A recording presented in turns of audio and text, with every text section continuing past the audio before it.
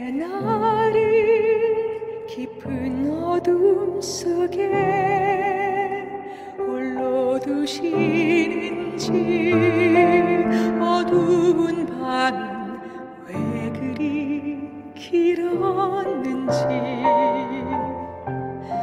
나를 고독하게, 나를 낮아지게 세상 어디도 기댈 곳이 없게 하셨네.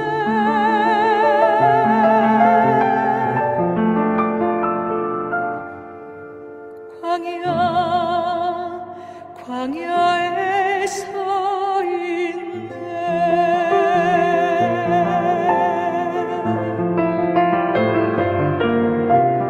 왜 나를 깊은 어둠 속에 홀로 두시는지, 어두운 밤은 왜 그리 길었는지, 나를 고독하게, 나를 낮아지게 세상 어디도 기댈 곳이 없게 하셨네.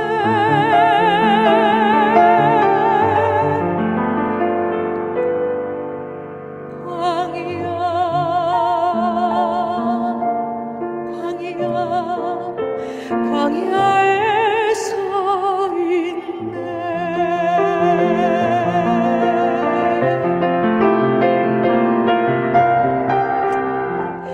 주님만 내 도움이 되시고, 주님만 내 빛이 되시는, 주님만 내 친구 되시는 광야. 주님 손 놓고는 단 하루도 살 수 없는 곳,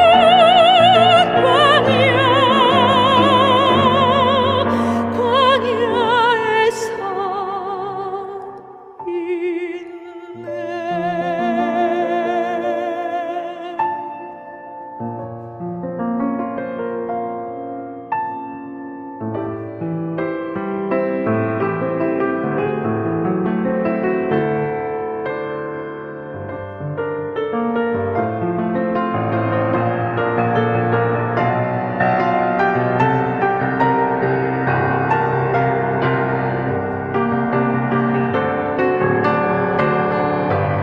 주님만 내 도움이 되시고, 주님만 내 빛이 되시는, 주님만 내 친구 되시는 광야. 주님 손 놓고는 단 하루도 살 수 없는 곳, 광야에 서 있네. 주께서 나를 사용하시려, 나를 더 정결케 하시려, 나를 택하여 보내신 그곳 광야. 성령이 내 영을 다시 태어나게 하는 곳,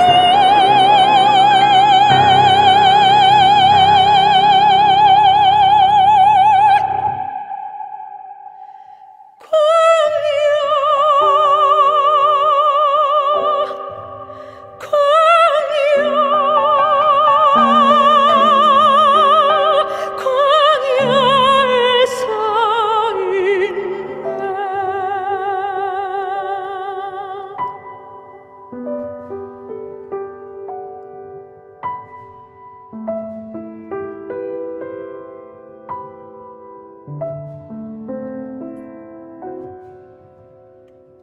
내 자가 산산이 깨지고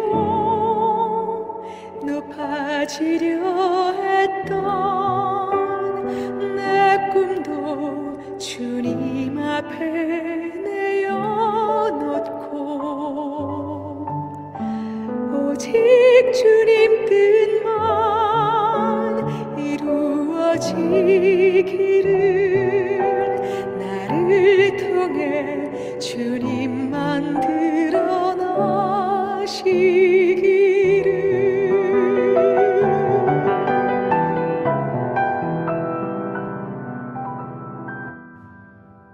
광야 광야를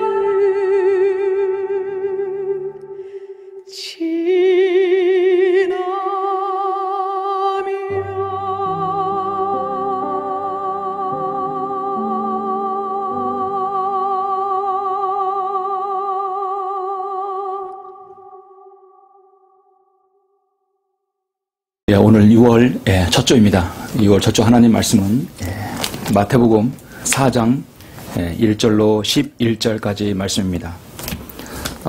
본문이 좀 길기 때문에 저는 먼저 1절부터 4절까지만 봉독하고 나머지 말씀드리겠습니다. 마태복음 4장 1절로 4절까지 보시도록 하겠습니다.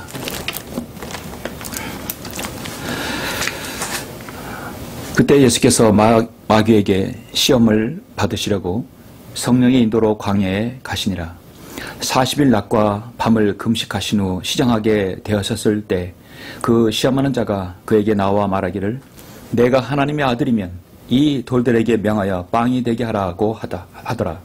그러나 주께서 대답하여 말씀하시기를 기록되었을 때 사람이 빵으로만 사는 것이 아니요 하나님의 입에서 나오는 모든 말씀으로 사느니라고 하였느니라 하시더라. 4절까지만 먼저 보시겠습니다. 오늘 할 말씀을 위해서 잠시 기도하겠습니다.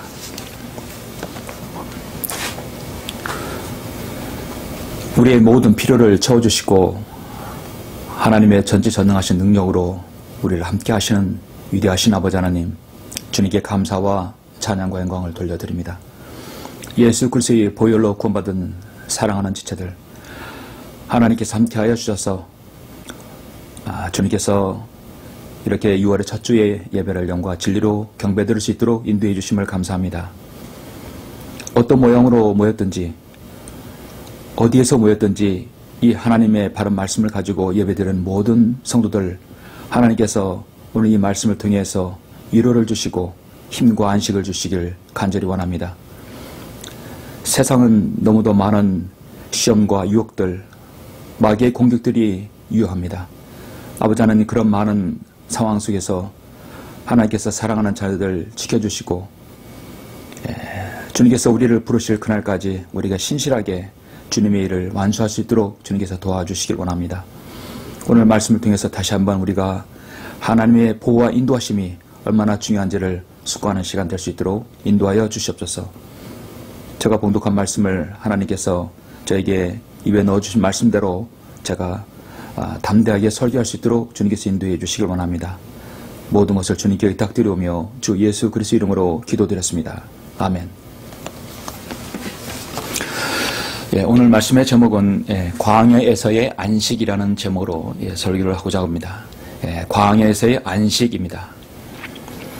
아주 오래전의 일입니다. 2006년쯤에 전국의 지역교회 목회자들이 미국 LA 교회 김경환 목사님의 초청으로 미국에 2주 동안 방문한 일이 있었습니다. 미국은 워낙 지역이 넓어서 어디를 가도 적어도 최소한 3-4시간의 동안 이동해야 도착할 수 있습니다. 하루는 어디를 방문하는 길이었는데 끝없는 사막 같은 그 광야의 고속도로를 달리고 있었습니다. 2시간 이상을 끝없는 도로와 양쪽의 풍경은 정말 황량한 그런 광야를 보고 있었습니다. 끝없는 그 광야를 달리다 보니까 모든 목사님들이 피곤하고 지쳐있는 상태였습니다. 그렇게 한참을 가는데 누가 사막의 선인장이다 라는 말을 하자 모두들 거친 광야에 솟아있는 그 선인장들을 보게 되었습니다. 대부분의 차에 탄 사람들은 광야의 선인장들이 매우 운치 있게 보였던 것이었습니다. 그러다가 차를 좀 세워놓고 선인장을 좀 가까이에서 보고 싶다고들 다들 하였습니다. 차를 세우니 모두들 광야의 선인장을 마치 사막의 오아시스를 만난다는 듯 우르르 밖으로 나갔습니다. 저는 일찍이 광야의 선인장이 얼마나 위험한지를 잘 알고 있었기 때문에 저만 나가지 않았습니다. 그러면서 저는 속으로 웃음을 지었습니다. 잠시 후에 모든 목회자들이 손가락이며 바지며 신발에 박힌 선인장 가시 때문에 아픔을 호소해오는 것을 저는 들었습니다. 저는 그럴 줄 알았습니다. 여러분 멀리서 볼 때 사마귀 선인장은 운치 있어 보이고 멋있어 보이나 그 어떤 동물도 누구도 가까이 올 수 없는 식물입니다. 사마귀 선인장은 그 가시가 마치 화살촉으로 좀 돼 있어서 들어가면 쉽게 나오질 않아요. 아주 위험하지요. 여러분 광야는 사람이 살지 않는 곳이고 건조하고 황무한 곳입니다. 물이 없고 경작할 곳도 없으며 들짐승과 뱀과 전갈이 있는 곳입니다. 즉 광야는 쓸쓸하고 삭막하며 좋은 것이 아무것도 없으며 위험만 있는 곳입니다. 성경에서 광야는 이 세상 또는 인생의 어떤 여정을 상징하기도 하죠. 이 세상이 그렇습니다. 세상의 것은 인간에게 만족을 줄 수 있는 것이 아무것도 없습니다. 뿐만 아니라 이 세상의 것을 가지고 하늘나라에 갈 수 있는 것도 아무것도 없습니다. 빈손으로 왔다가 빈손으로 가는 것이 우리 인생입니다. 전쟁의 위험이 있는 곳이 바로 광야입니다. 천재지변의 위험이 있습니다. 질병과 오온과 사고의 위험이 도사리고 있는 곳이 광야입니다. 강도와 사기와 배신과 부정과 살상 등 모든 헤아릴 수 없는 많은 위험이 우리의 삶을 둘러싸고 있습니다. 그러므로 이 세상은 저주받은 곳이고 광야는 버림받은 곳입니다. 그야말로 저주와 죽음으로 몰고 오는 사탄이 관장하는 곳이 세상이며 광야인 것입니다. 그런데 여러분 이 광야에 해당하는 히브리어 단어가 미드바르라고 하는데요. 이 단어는 누가 누구에게 말하다라는 뜻인 이 다바르에서 어원이 생겼습니다. 이런 어근을 볼 때 광야는 하나님이 말씀하시는 곳, 하나님이 가장 중요한 그분의 메시지를 우리에게 주시는 곳이라고 말할 수 있다고 정의를 내릴 수 있습니다. 그럴 것이 성경에서 광야는 창세기부터 요한계시록까지 나오는 단골 단어 중에 하나입니다. 이는 곧 광야는 하나님께서 자신의 사람들에게 무엇인가를 체험케 하는 장소이자 시간을 의미하는 것입니다. 오늘 주일 설교는 저는 그런 광야에 대해서 잠시 하나님의 말씀을 선포하고자 합니다. 우리가 광야를 통해서 얻는 영적 교훈은 무엇인지 숙고하는 시간이 되었으면 합니다. 여러분은 본문은 여러분들이 잘 아시는 주님께서 공생의 사역을 시작하기 전에 광야에서 시험 받으시는 장면입니다. 우리의 세상살이, 우리의 광야살이에서 배워야 할 것이 무엇인지 우리 주님께서는 앞서 그 길을 걸으셨고 경험하신 것입니다. 본문 4장 1절 2절 먼저 보시면 그때 예수께서 마귀에게 시험을 받으시려고 성령의 인도로 광야에 가시니라. 시험을 받으시려고 성령의 인도로 광야에 가시니라. 시험을 받으시려고 주님께서 일부러 가신 것입니다. 40일 낮과 밤을 금식하신 후 시장하게 되셨을 때 얼마나 배가 고팠을까요? 40일 밤낮을 금식을 하셨다고 말씀하고 있습니다. 제가 조금 전에 언급하였듯이 광야는 창세기와 출애굽기에서 자주 나오는 단어입니다. 자주 나오는 곳이에요. 하나님께서는 이스라엘 백성들을 이집트에서 가나안 땅으로 인도하셨을 때 직선으로 10하루길이면 갈 거리를 40년에 걸쳐서 광야를 통과하게 하셨습니다. 출애굽기 13장 18절에 보면 그러나 하나님께서는 백성을 홍해의 광야길을 통과하도록 인도하셨다 말씀하고 있습니다. 하나님께서 고의로 광야길을 인도하신 것이죠. 그 목적이 분명히 있을 것입니다. 또 그 이유가 분명히 있을 것입니다. 이집트에서 초자연적인 하나님의 10가지 재앙을 목격하고 홍해의 기적을 체험한 이들입니다. 그리고 꿈에 그리던 그 가나안 땅을, 하나님의 약속의 땅을, 가나안 땅을 향해 나아갑니다. 하지만 하나님께서는 결코 쉬운 길로 이끌지 않으셨다는 것입니다. 하나님께서는 그들을 너무도 잘 아셨습니다. 연단과 시험이라는 것을 몰랐던 그 민족에게 하나님께서 그 연단의 광장인 광야로 인도하셨던 것이죠. 성경은 이를 민수기 14장에서 보면 40일간의 가나안 땅 정탐에 대한 부정적 반응 때문에 하나님께서 40일을 하루를 1년으로 잡아서 40년 동안 광야에서 하나님께서 훈련시켰다라고 말씀하고 있습니다. 분명 거기에도 분명한 이유가 있습니다. 또 다른 이유가 분명히 있는 것이죠. 직접적인 이유는 민수기 24장에 나오지만 또 다른 이유가 있는 것입니다. 사막과 광야의 길은 도시와 도시를 연결하는 직선 길이 아닙니다. 여러분, 사막과 광야는 항상 꼬불꼬불한 모양으로 멀리 돌아가는 것처럼 보입니다. 항상 돌아가다 보면 어디선가 오아시스를 만나게 돼요. 사막이라든지 광야의 길 이런 형태는 항상 그래서 꼬불꼬불한 길을 가다 보면 오아시스를 만나게 됩니다. 사막에서는 빨리 가는 것보다 반드시 오아시스를 거쳐가는 것이 중요합니다. 그래야 무사히 목적지에 도착할 수 있습니다.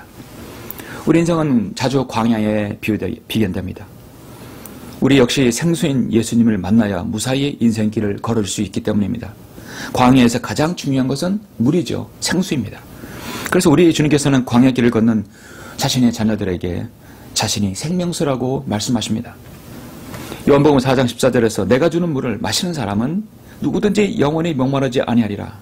그러나 내가 그에게 주는 물은 그 사람 안에서 영원한 생명으로 솟아오르는 샘물이 되리라. 왜 주님께서 생명수요 샘물이라고 말씀하셨습니까? 바로 인생의 우리 길은 광야길이기 때문입니다. 광야에는 생수가 필요하기 때문입니다. 매일매일 예수님께서 생수를 공급하신다면 현실은 광야 같다 하더라도 우리는 더 이상 광야의 삶을 살지 않을 것입니다. 오늘 설교 제목을 저는 광야에서의 안식이라고 정했는데 거듭나지 못한 사람들에게는 이 말은 정말 모순처럼 들릴 수도 있습니다. 광야에서 어떻게 쉼과 안식이 있단 말인가? 정말 불가능합니다. 그러나 성경은 항상 역설의 진리를 내포하고 있음을 알아야 합니다.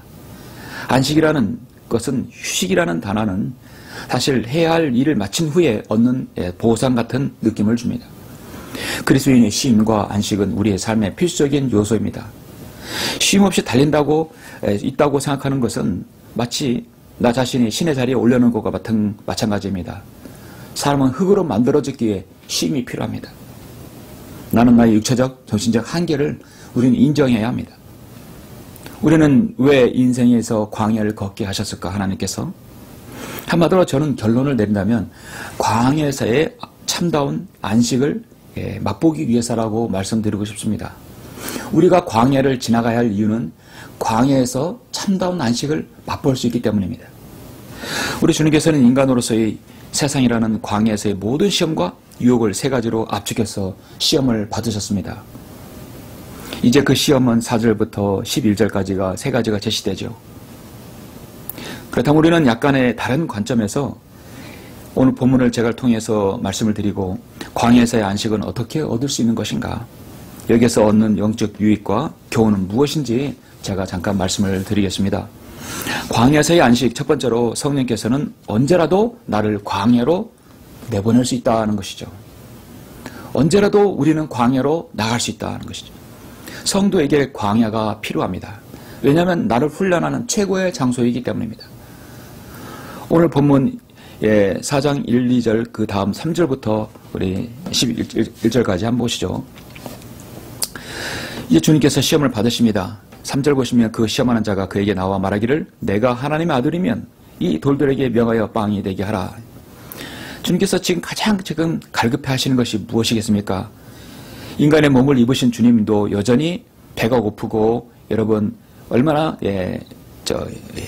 고단하시겠습니까? 40일 주야를 아무것도 지지 않았습니다. 주님께 가장 필요한 것은 어떻게 보면 빵이라고 할 수 있겠죠. 그래서 마귀는 주님을 시험할 때 첫 번째로 내가 하나님의 아들이면 이 돌들에게 명하여 빵이 되게 하라. 그러나 주께서 대답하여 말씀하시기를 기록되었으되 사람이 빵으로만 사는 것이 아니요 하나님의 입에서 나오는 모든 말씀으로 사느니라고 하였느니라 하시더라. 그러자 마귀는 주를 거룩한 도성으로 데리고 가서 성전 꼭대기에 세우고 말하기를 내가 하나님의 아들이면 뛰어내려보라. 기록되었을 때 그분께서 너를 위하여 자기 천사들에게 명하시리니 그들이 손으로 너를 받들어서 어느 때라도 너의 발이 돌에 부딪히지 않게 하시리라 하였느니라 하더라. 예수께서 그에게 말씀하시기를 또 기록되었을 때 너는 주 너의 하나님을 시험하지 말라고 하였느니라 하시더라. 인간에게 또 하나의 유혹이 무엇입니까? 육신의 정욕 이후에 바로 생의 자랑입니다. 사람들은 자신의 이름을 세상에 알리고 싶어합니다. 무엇을 해서 스타가 되고 싶어 합니다. 슈퍼스타가 되고 싶어 합니다. 자기 이름을 세상에 알리기를 원하는 것이죠. 명예욕입니다. 이것이 바로 주님께서 받으셨던 것입니다. 바로 생애 자랑인 것이죠. 8절 보니까 세 번째입니다. 마귀는 다시 주를 아주 높은 산으로 데리고 가서 세상의 모든 나라들과 그것들의 영광을 주께 보여주며 말하기를 내가 내게 엎드려 경배하면 내가 이 모든 것을 너에게 주리라 고 하니 예수께서 그에게 말씀하시기를 사탄아 여기서 물러가라. 기록되었을 때 너는 주 너희 하나님께 경배하고 오직 그분만을 섬기라 고 했느니라 하시니 마귀가 주를 떠나고 돌아 천사들이 와서 주를 섬기니라 하십니다. 세상에 있는 모든 것들을 너에게 주마. 그럼 나에게 경배하면 모든 걸 준다는 것이죠. 세상에 있는 많은 사람들이 자신의 영달과 권력과 자신의 모든 성취를 위해서 자신의 혼을 팔아버립니다. 혼을 저당잡혀서 세상에 얻은 것들 무슨 소용이 있겠습니까? 주님께서 받으셨던 시험은 모든 사람이 이 세상의 광야에서 받으시는 시험을 세 가지로 압축된 것입니다. 육신의 배고픔에 육신의 정욕입니다. 세상에서 자랑하고픈 마음, 생의 자랑입니다. 세상에서 자신의 이름을 남기려고 하고픈 그 자랑, 안목의 정욕입니다. 무엇을 얻고자 한다면 무엇을 내놔야 합니다.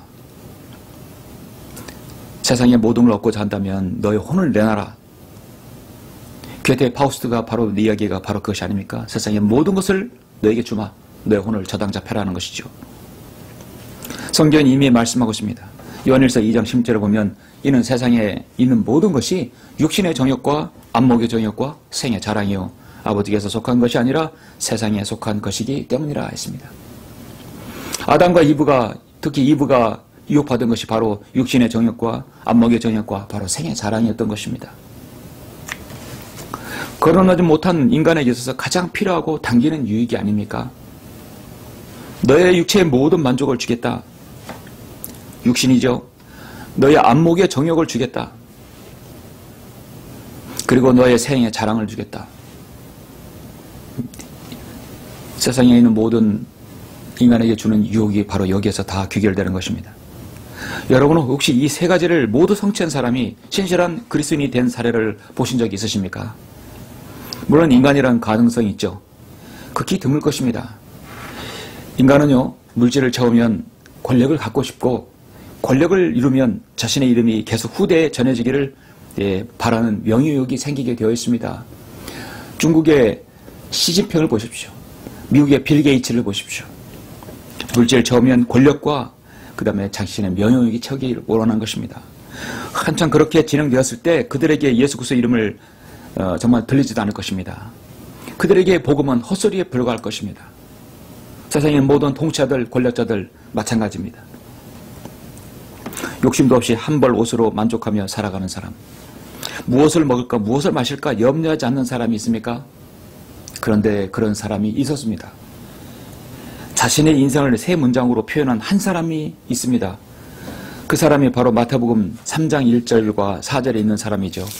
여러분 바로 본문의 앞에서 보면 마태복음 3장 1절을 보십시오. 그 무렵에 침례인 요한이 와서 유대 광야에서 전파하여 말하기를 너희는 회개하라 천국이 가까이 왔느니라고 하니 이 사람은 선지자 이사야가 말한 그 사람이라 말하기를 광야에서 외치는 자의 음성이 있어 너희는 주의 길을 예비하고 그의 길을 곧게 하라고 하는도다 하였더라.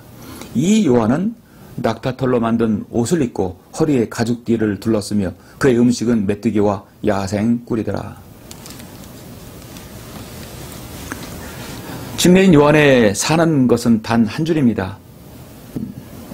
무엇을 하고 무엇을 타고 모는 것이 아닙니다. 무엇을 누리는 것이 아무것도 없습니다. 낙타털로 만든 옷을 입고 허리에 가죽띠를 둘렀으며 그의 음식은 메뚜기와 야생 꿀이더라 했습니다. 얼마나 간단합니까? 침례 요한은 광야가 그의 거주지였습니다. 그가 하는 일은 두 가지였습니다. 주님을 자신보다 높이는 일이었고 주님의 길을 예비하는 것이었습니다. 바로 그 주님의 길은 구약에서 이사야의 말씀처럼 바로 여호와의 길이었던 것입니다. 그 여호와가 바로 예수 그리스도인 것입니다. 다른 사람이 볼 때 침례 요한은 무의미한 인생을 마친 것 같지만 그의 사명에 그는 충실한 사람이었습니다. 귀한 사명을 감당했기 때문에 그는 죽어도 여한이 없던 것입니다. 사명을 알면 광야는 더없이 익숙한 곳이기도 합니다.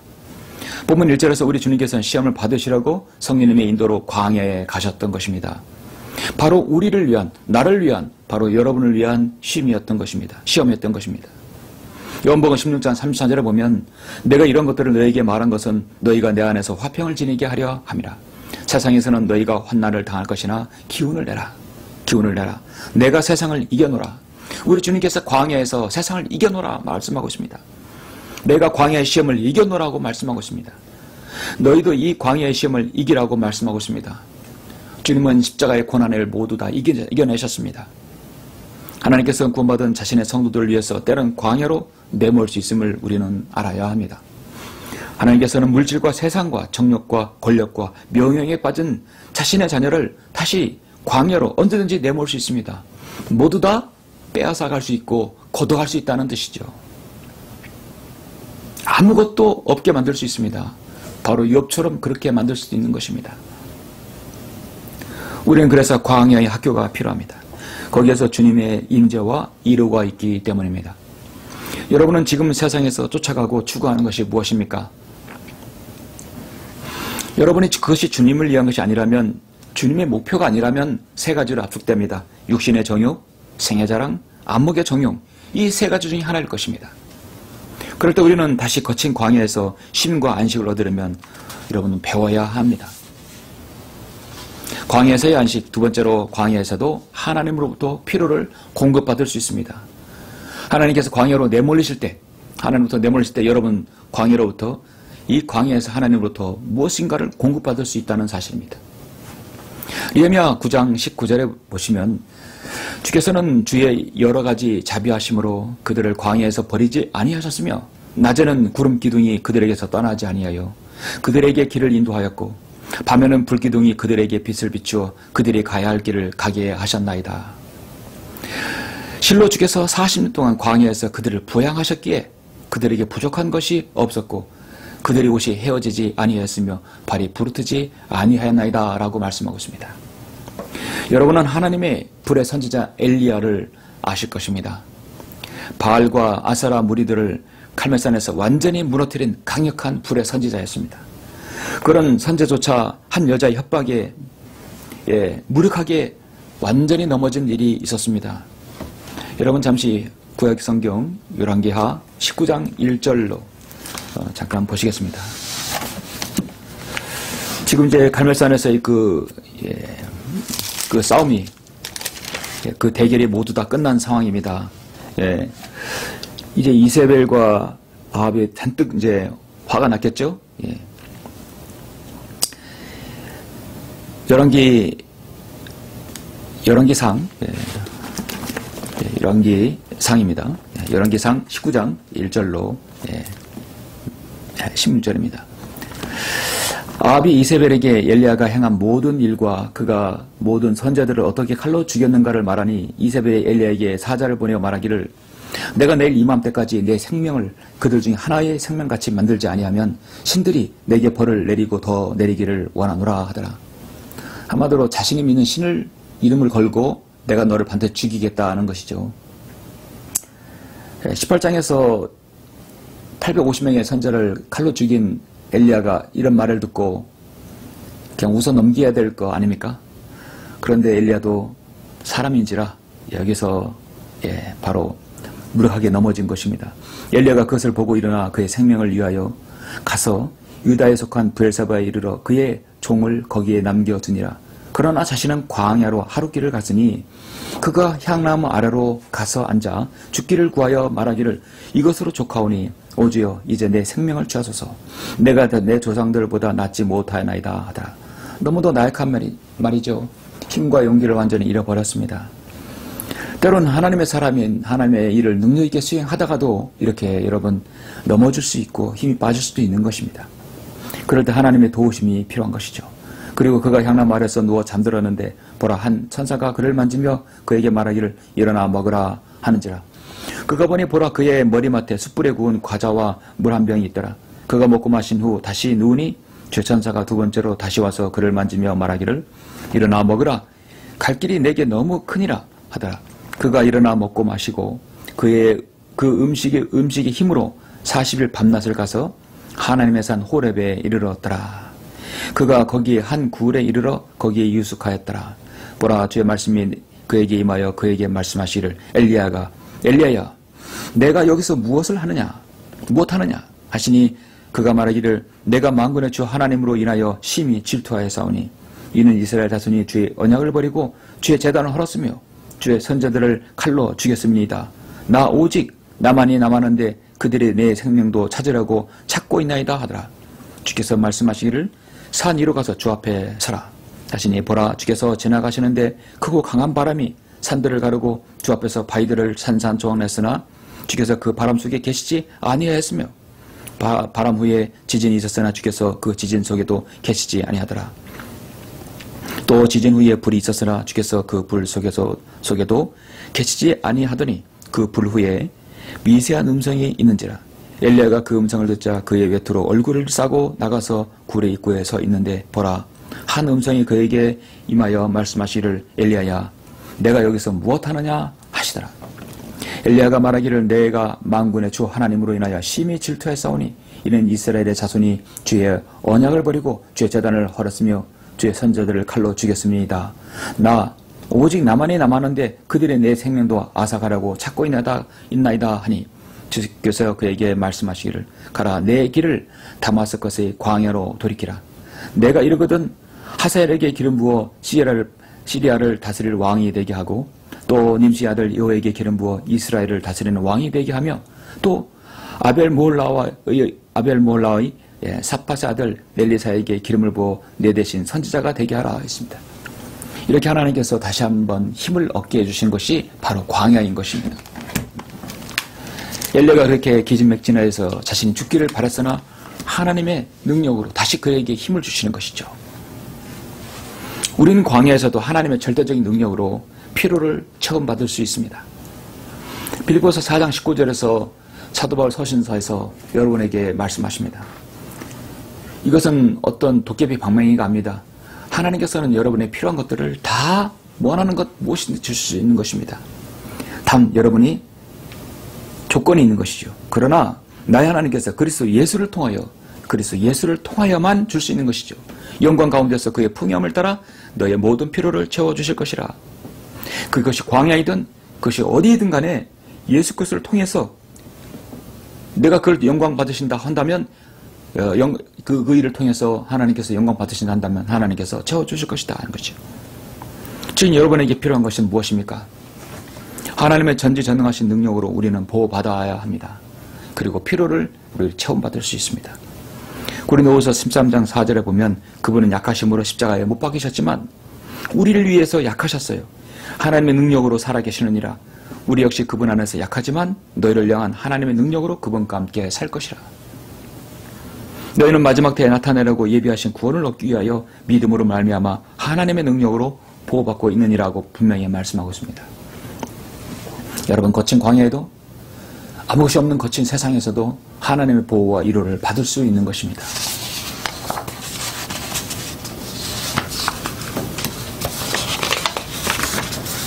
세 번째로 광야에서의 안식. 셋째로 광야에서의 참다운 안식과 광야에서 참다운 안식과 미래를 볼 수 있습니다. 광야에서 안식과 미래를 볼 수 있다는 것이죠. 사도행전 7장 37절 38절에 이런 말씀이 있습니다. 주 너희 하나님께서 너희 형제 가운데서 나와 같은 한 선자를 너에게 일으키리니 너희는 그의 말을 들으라. 이스라엘 자손에게 말한 그가 이 모세라. 시내산에서 자기에게 말해주던 그 천사와 또 우리 조상과 더불어 광야의 교회 안에 있으면서 살아있는 말씀을 받아서 우리에게 전해주던 그가 이 사람이라. 여러분, 광야의 교회라고 말씀하고 있죠? 예. 교회라는 것은 에클레시아로서 불러냄을 받은 모임입니다. 광야에서의 최초의 모임은 사실 이스라엘 백성들이죠. 예. 민족적인 이스라엘을 말하는 것이죠. 광야에서 무엇 하나 쉽게 얻을 수는 없지만 하나님의 인도하심으로 우리는 여기에서 영원한 것을 얻을 수 있고 가치 있는 것을 얻을 수 있습니다. 우리는 광야에서 참다운 안식과 미래를 볼 수 있습니다. 그리고 그건 결코 잃어버리지는 않습니다.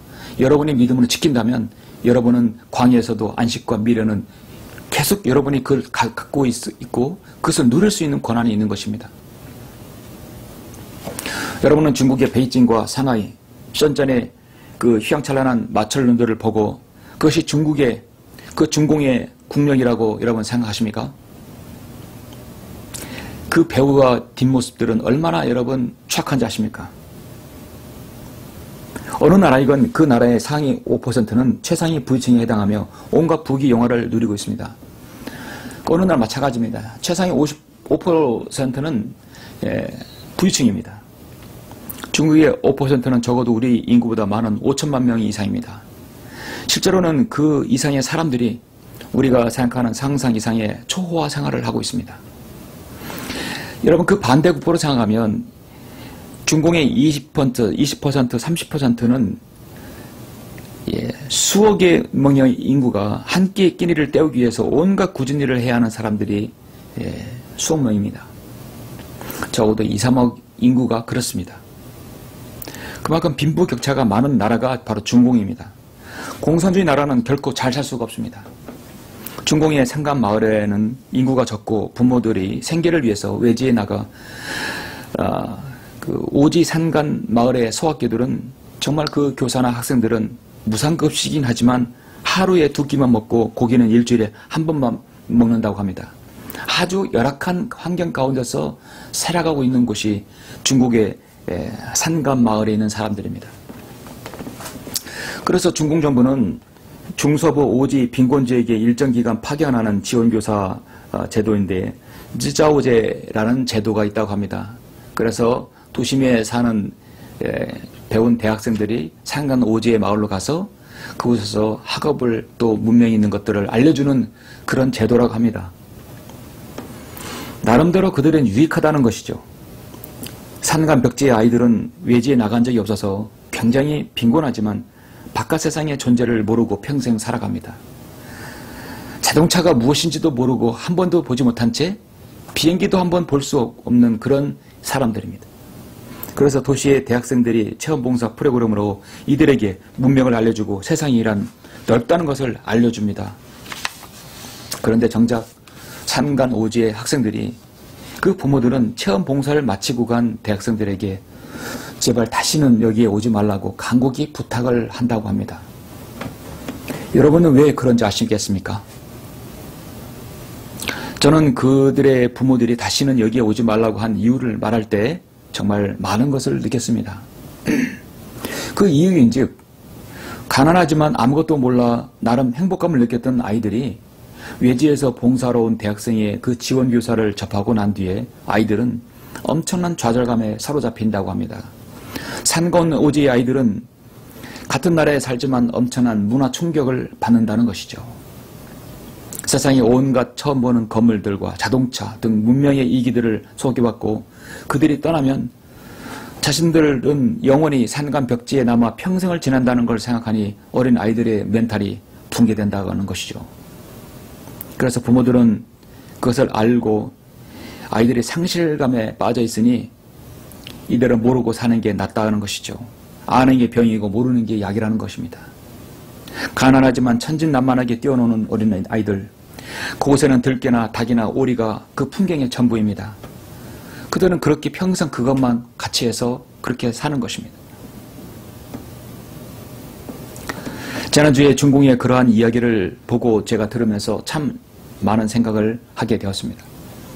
세상이라는 거친 광야에 살면서 하나님의 구원 계획을 알고 믿어서 구원받고 거기에서 바른 진리의 말씀을 알았다면 이것은 인간이 고작 잘 살고 문화생활을 그 풍족하게 문화생활을 누린 것 고작 그 20, 30년입니다.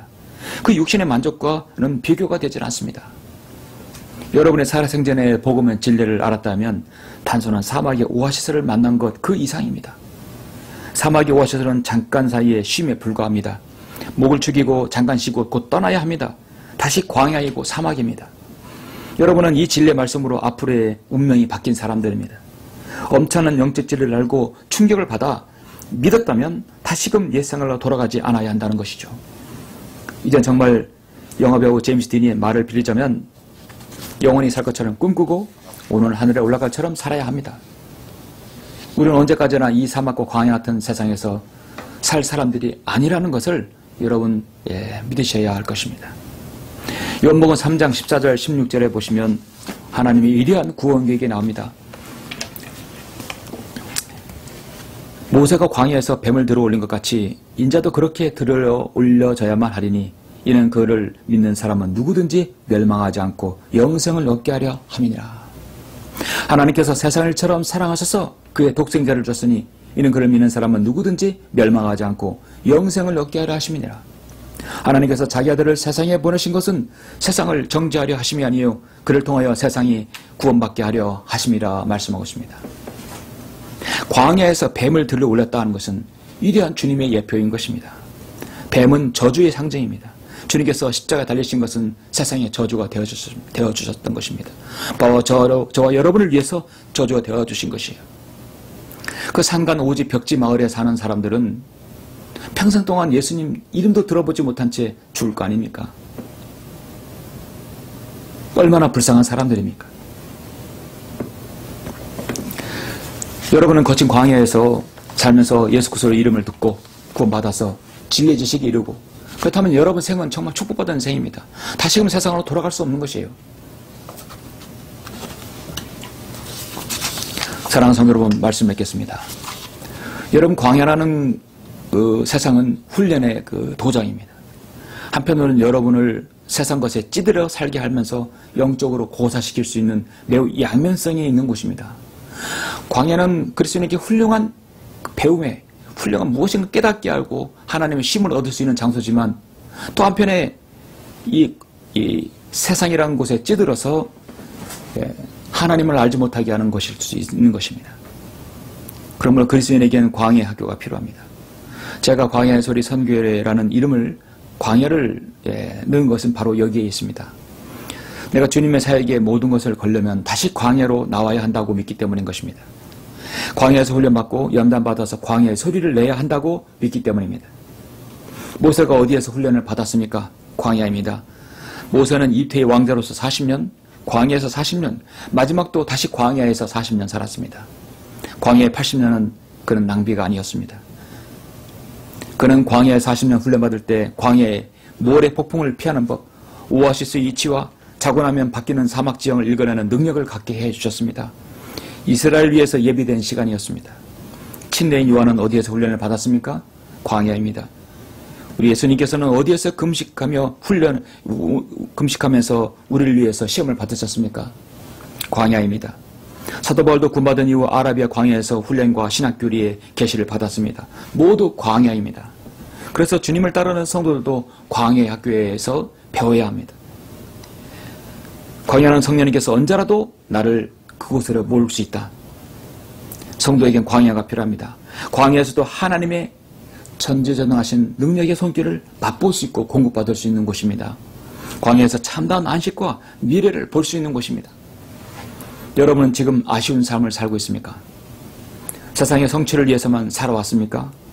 그러다 주님을 만났다면 하나님의 계획 속에 들어오신 것입니다. 하나님의 계획 속에 낭비라는 없습니다.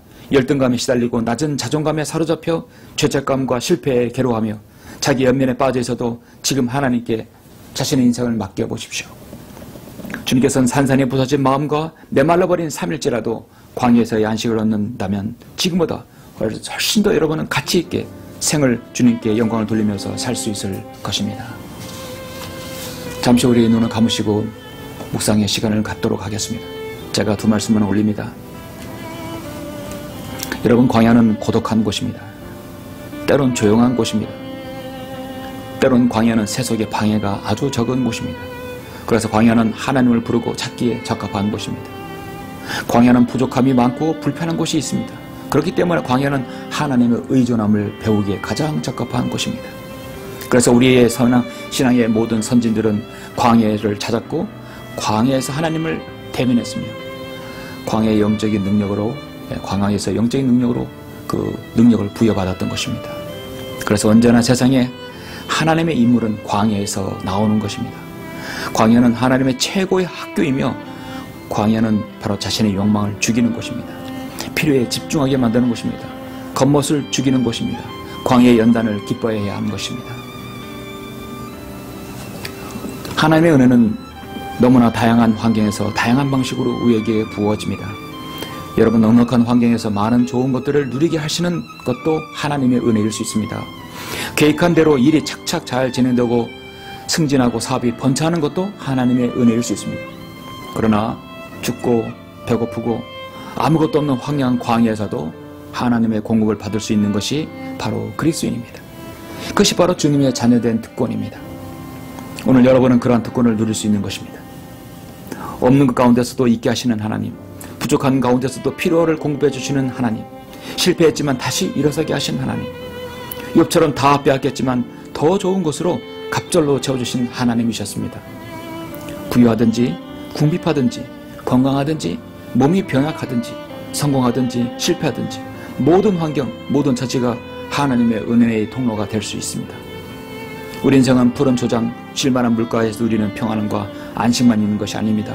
사망의 음침한 골짜기를 걷는 광야의 시련도 있다는 사실을 오늘 아시기를 바랍니다. 어떠한 상황에서도 주님의 이루와 쉼과 안식을 얻으며 주님을 섬기시기를 간절히 바랍니다. 잠시 우리 기도하시겠습니다.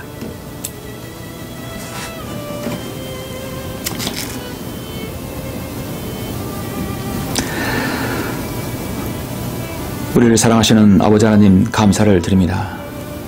오늘 저는 마태복음 4장을 통해서 우리 주님께서 우리를 위하여 광야에서 시험 받으시는 그 장을 통하여 저는 설교를 하였습니다. 광야는 참 우리에게 너무도 필요적절한 곳입니다.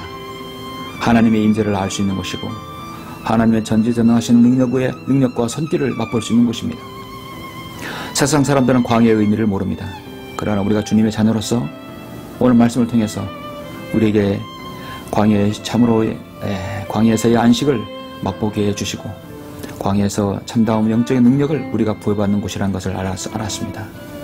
우리가 주님의 사역에 있어서 하나님의 일에서 능력 있게 수행하려면 바로 이렇게 훈련을 받고 하나님의 능력을 공부하는 성도들이 될 수 있도록 주님께서 인도하여 주시옵소서.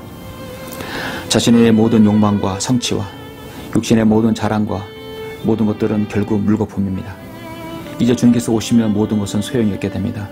그러기 전에 우리가 이 생의 자랑과 안목의 정욕과 육신의 모든 정욕들을 다 벗어버리고 우리 주님께서 원하시는 삶 우리가 잘 신실하게 수행할 수 있도록 인도하여 주시옵소서. 주 예수 그리스도 이름으로 기도드렸습니다. 아멘.